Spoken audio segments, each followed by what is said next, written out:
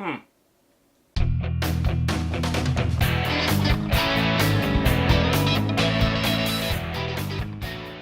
Howdy y'all, Ducky here, aka the Murdoch, and we're back in this video with the Geek Fuel unboxing. So it's my first Geek Fuel. I've done a few loot crates, as some of you have seen. I got a Geek Fuel. It's the first time I've done... Oh, that sounds so bad, doesn't it? It's the first time I've done a Geek Fuel. It might be the last time I do a Geek Fuel. I believe this one is a Futurama themed one, which is why I ordered it in the first place. And if you remember, that's why I ordered my first loot crate. It was because it was sort of a sci-fi theme, but Futurama was going to be one of like the marquee franchises or whatever in the box. Here we go. Got the grandpa knife right there. Got the Geek Fuel box. Let's see, I have to be a little bit careful here because clearly there's like some broken glass or ceramic or something. This already doesn't instill me with a lot of confidence for Geek Fuel, but we'll see. Alright, here we go. Geek Fuel magazine. There you go. Oh, this is gonna really suck. Huh. So the broken things are in fact broken ceramic. And I thought this was going to be entirely a Futurama themed thing, which is I think why I would have ordered this, but maybe it was just supposed to be a shirt. Because the broken things here are two DC Comics mugs.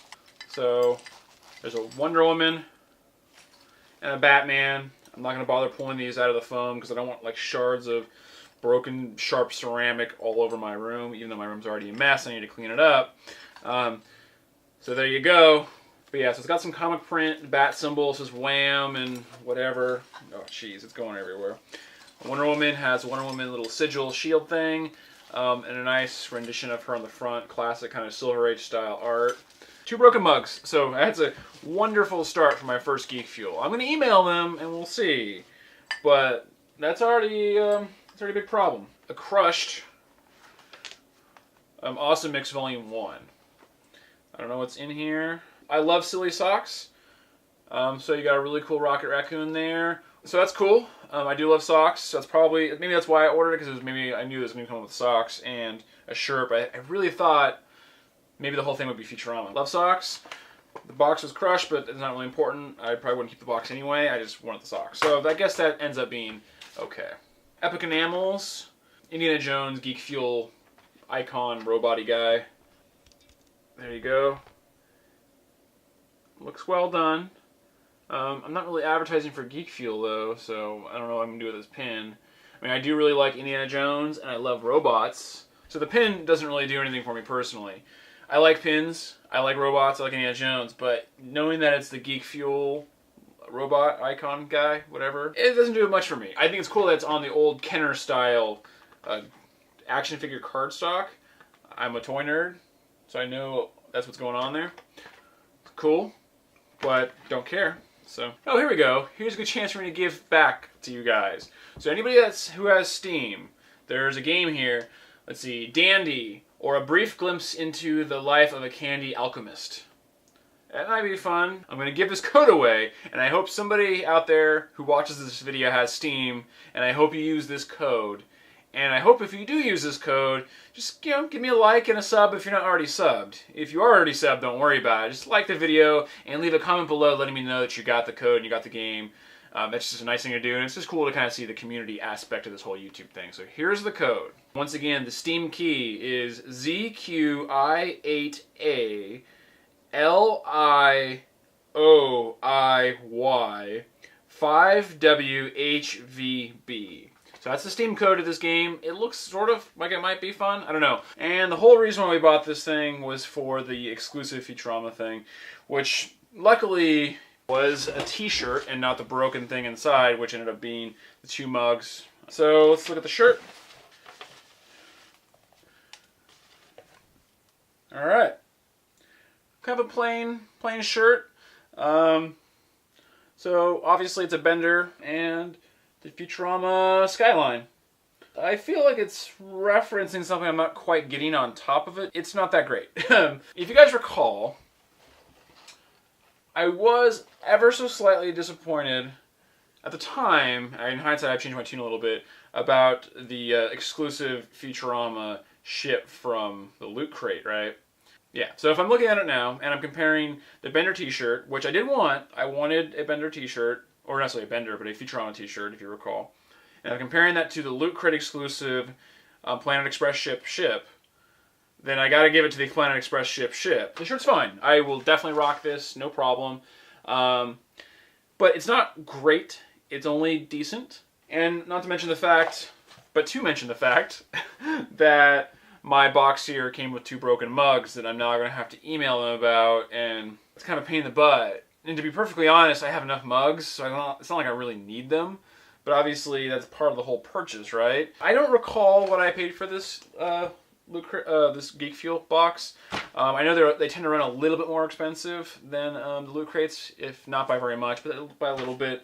So I normally with these things, I like to just throw out hypothetical values, what I perceive the values to be. I'm probably still ahead of the game, but given that I have 2 broken mugs that I may or may not be able to, get replaced easily, it's disappointing.